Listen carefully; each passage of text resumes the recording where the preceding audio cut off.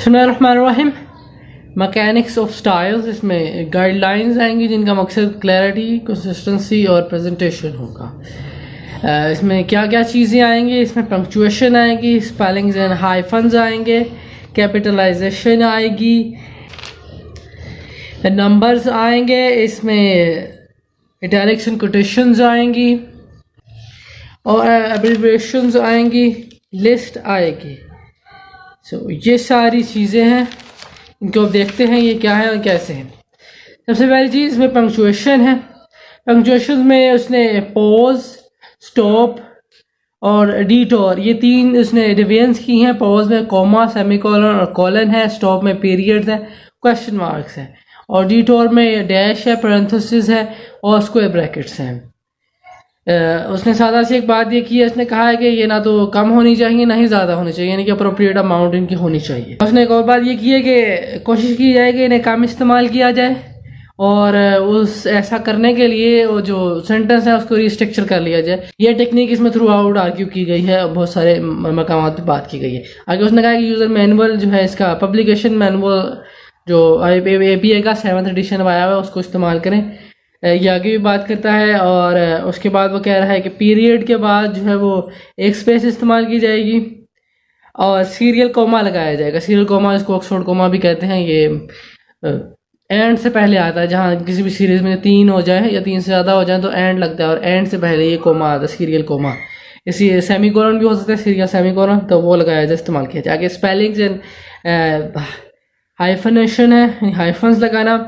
उसने सादा से एक बात की, उसने कहा कि स्पेल चेक का इस्तेमाल करें, जो टूल्स हैं, और उसके अलावा उसने कहा दूसरी चीज़ है कि केयरफुल प्रूफ रीडिंग करें। ये क्यों कहा है? क्योंकि वर्ड क्लास का मसला होता है। मसलन अब बहुत सारी चीज़ों में जो नाउन है, वर्ब है, तो उसमें फ़र्क आ जाएगा। ये चीज़ जो स्पेल चेक है वो नहीं समझ सकता।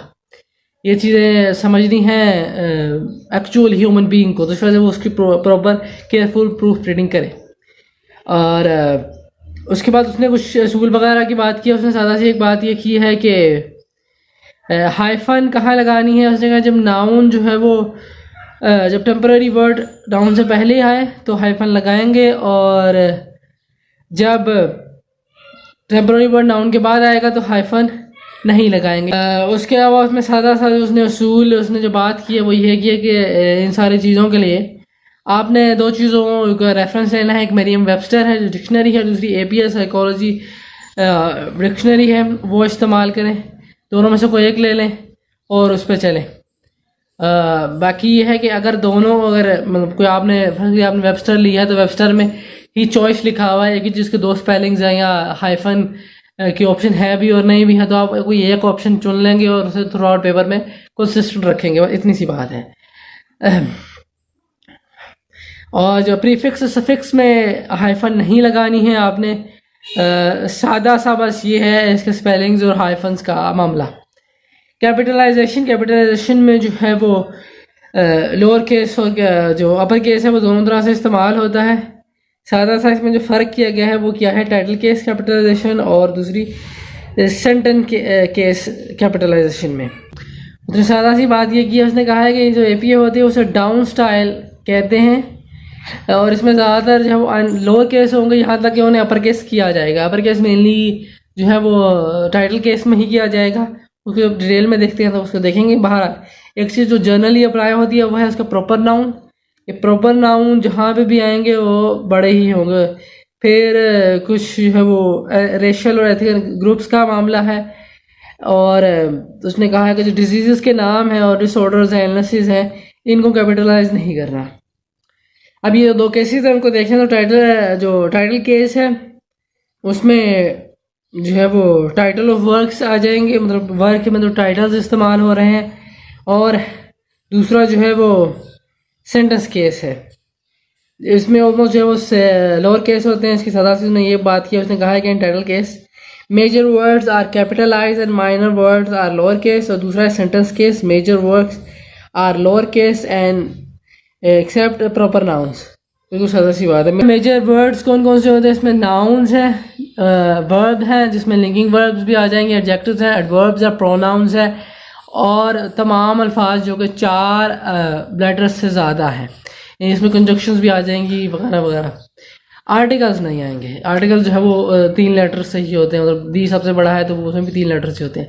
अब माइनर वर्ड्स में जो है वो आर्टिकल्स है, प्रपोजिशंस हैं, कंजक्शंस हैं। जो प्रपोजिशन और कंजक्शन वो जो कि 3 लेटर से कम है, यानी बहुत सारी, जैसे अपॉन है का लफ्ज़ है तो वो कैपिटलाइज हो जाएगा यू उसका, वो चूँकि उसके 4 लेटर हो गए तो वो चला जाएगा मेजर में, बाकी ये माइनर में रहेंगे। ये है टाइटल केस को बेहतर समझने के लिए कि जो मेजर वर्ड्स हैं वो उसमें बड़े हो जाएंगे, अपर केस हो जाएंगे, जब कुछ दूसरा है सेंटेंस के उसमें सारे ही छोटे रहेंगे सिवाय प्रॉपर नाउन के।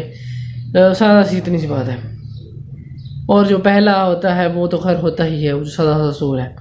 अच्छा जी, अब टाइटल केस की उसने बात की उसने डिटेल में कि पहला लेटर कैपिटल होता ही है, और कोलन और एम डैश और बाकी की और इसकी जो पंक्चुएशन है उसके बाद पहला लफ्ज़ बड़ा होगा, मेजर वर्क्स बड़े होंगे, हाइफन्स के बाद भी कैपिटल होगा, और वह जो 4 लेटर से ज़्यादा है उनका जो है वो बड़ा होगा। और लोअर केस में कौन से होंगे? Short conjunctions, articles, short preposition, यानी वही 3 से कम होंगे, ऊपर बात की है। और टाइटल के इस्तेमाल कहाँ होगा? Title of articles, book, reports and other works in the text. All the headings जो हैं सारी H1 से H5 तक। Titles of test and measures, ये जो मेडिकल की टर्म में टेस्ट वगैरह इस्तेमाल होते हैं ये, और मैयर जो हरबे वगैरह कुछ तरीके वगैरह इस्तेमाल किए जाते हैं, वो सारी चीज़ें भी टाइटल केस में जाएंगी। टाइटल ऑफ द पेपर जो है वो टाइटल केस में जाएगा, और जो title of tables and figures हैं वो भी इसी में जाएंगी। सेंटेंस केस में क्या कुछ कैपिटल होगा? फर्स्ट लेटर जो भी है, और first word of the subtitle, यानी वही वाला पहला लफ्ज़, first word after colon, em dash end punctuation, ये बड़ा होगा, ये उसमें भी बड़ा हो रहा था, ये टेक्निकली अगली लाइन ही कंसिडर हो रही है as per grammatical mannerism, not exactly. So और noun followed by a numerical and letter, ये उमन जिस तरह लिस्ट में होता है तो वो वाला मामला है कि वो भी कैपिटल हो जाएगा, टेक्निकली वो भी ऐसा ही है जैसे नई लाइन शुरू हो रही है, और प्रॉपर नाउन्स ये बड़े होंगे। अब वो बात करता है सेंटेंस के इस्तेमाल कहाँ होगा? ये होगा जी टाइटल्स जो कि रेफरेंस लिस्ट में, यानी एंड में जो रेफरेंसेस आएंगे उसके अंदर, और जो कॉलम हेडिंग्स हैं टेबल के अंदर, यानी एक उसकी एक्चुअल हेडिंग है वहाँ ऊपर उसने बात की थी कि वो इस्तेमाल हो रहा है टाइटल केस। यहाँ जो है ये जो उसकी कॉलम हेडिंग है वहाँ सेंटेंस केस इस्तेमाल होगा, और उसके अलावा जो है वो नोट्स में, कोट्स में और फिगर में, तो यहाँ ये सारे जो है वो सेंटेंस केस यूज़ होगा। उसके बाद नंबर्स हैं, नंबर्स के असूल क्या होंगे, कैसे लिखा जाएगा? इसका जनरल रूल है वो ये है कि 0 to 9 वर्ड्स होंगे, और बाकी जो 10 एंड अबव है वो न्यूमेरिकल्स होंगे। और ये जो है कुछ केसेस है जिनमें सारे हमेशा ही वर्ड्स होते हैं, मतलब वो क्या है कि बिगिनिंग विद नंबर, जहाँ नंबर से ही बात शुरू हो रही हो, लेकिन वो कहता है कि इसको बेहतर है कि रिस्ट्रक्चर कर लिया जाए ताकि वो दरमियान में चला जाए और उसे वो न्यूमेरिकल वैल्यू मिल जाए, रिप्रेजेंटेशन मिल जाए। और कॉमन फ्रैक्शंस में, कॉमन फ्रैक्शंस की उसने मिसालें भी दी हैं। उसके अलावा जो यूनिवर्सल एक्सेप्टेड फ्रेजेस हैं, यानी कि जो सादा अल्फाज में जो हर जगह ऐसे ही लिखे जाते हैं, बोले जाते हैं, तो वो वर्ड्स में ही रहेंगे जो मर्जी हो जाए। और उसके अलावा न्यूमेरिकल्स में जहाँ बात की जा सके, numbers that precede unit of measure, जिस तरह क्वांटिटी लिखी जाती है किसी भी चीज़ की, तो वो क्वांटिटी के केस में वो न्यूमेरिकल ही रहेगा। स्टैटिस्टिकल और मैथमेटिकल फंक्शन, यानी कि अगर कोई ख़ास किस्म की इक्वेशन लिखी जा रही है तो उसमें भी न्यूमेरिकल ही रहेगा। डेसिमल जहाँ लिखे जाएंगे, परसेंटेज जहाँ लिखी जाएगी, रेशोज़, टाइम, डेट, एज, वो भी बहुत सारी हैं जहाँ पे ये न्यूमेरिकल्स ही लिखे जाएंगे, उसके बाद लिस्ट है।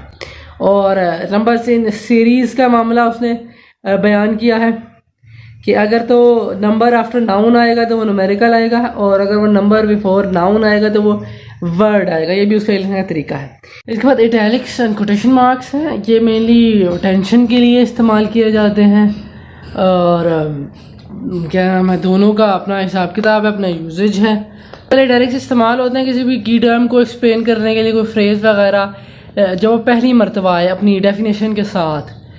टाइटल्स इस्तेमाल करने के लिए बुक्स के, रिपोर्ट्स, वेब पेज और जो स्टैंड अलोन वर्क्स है, पीरियोडिकल्स, पीरियोडिकल वॉल्यूम, और जो क्या उसे कहते हैं, जो स्टैटिस्टिकल सिंबल्स हैं या अलजेब्रिक वेरिएबल्स हैं, उनके लिए, एंकर्स के लिए, जो स्केलिंग के लिए एंकर्स इस्तेमाल होते हैं, और ऐसे अल्फाज या फ्रेजेस वगैरह जो किसी और ज़बान से इस्तेमाल हो पेपर में, और कहाँ नहीं इस्तेमाल करना चाहिए। जहाँ बुक्स के टाइटल्स वगैरह इस्तेमाल हों, और जहाँ इटैलिक्स के बाद जो पंक्चुएशन मार्क्स होते हैं उन्हें इटैलिक नहीं किया जाता, और ऐसे अल्फाज जो कि हो तो किसी और ज़बान के लेकिन उस ज़बान में यूज़ करते हैं, मसलन ऐसे अल्फाज जो कि अंग्रेज़ी में मौजूद हैं लेकिन वो हैं इटालियन के या फ्रेंच के या लैटिन के, तो वो इस्तेमाल वैसे ही हो रहे हैं अंग्रेज़ी में, तो उनको नहीं किया जाएगा इटैलिसाइज।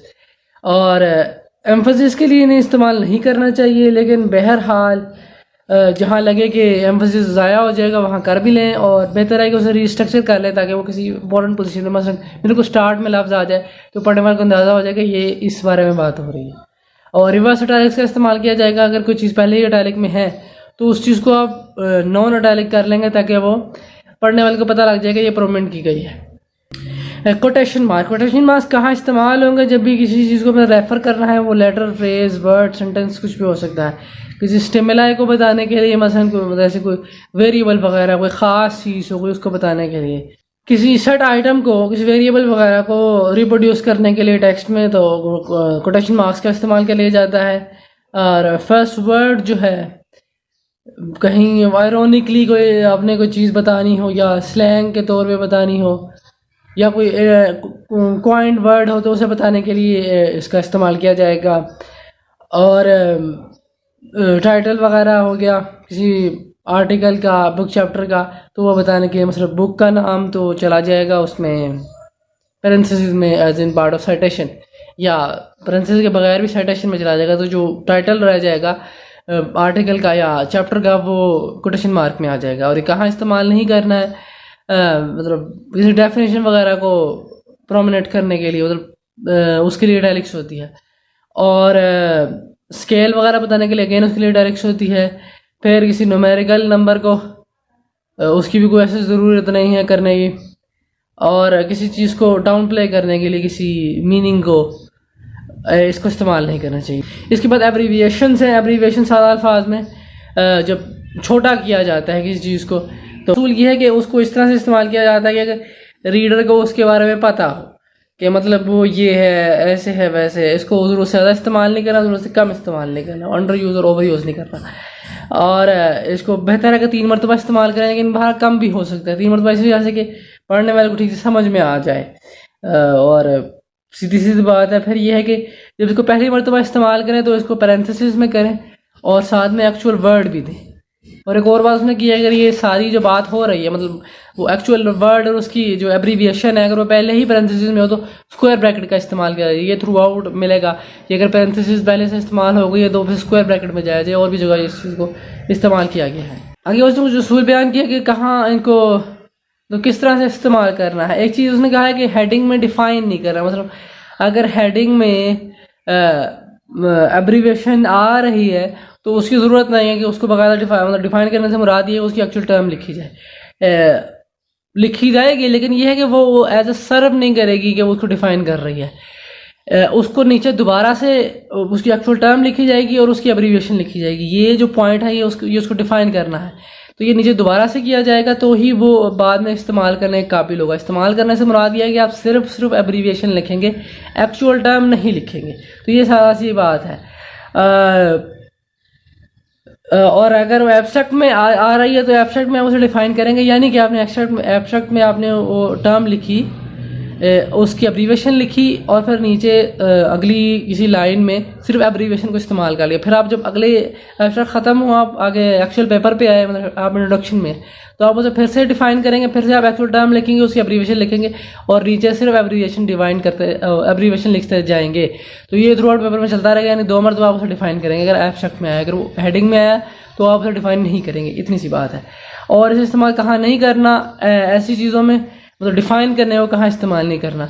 जो ऐसी टर्म्स जो कि डिक्शनरी में मौजूद हो, जो सेट है, सबको पता है, कोई नई बात नहीं करने जा रहे, तो वो नहीं बयान करेंगे। फिर जो है कि जो मेजरमेंट्स होती हैं जैसे यूनिट्स हैं तो उनको डिफाइन नहीं आप करेंगे, जो टाइम की एब्रीवेशन हैं उनको भी इस्तेमाल डिफाइन नहीं करेंगे, लैटिन की जो एब्रीवेशन हैं, स्टैट्स की, मैथ की, उन्हें डिफाइन नहीं करेंगे, वो जैसे हैं वैसे ही रहेंगे।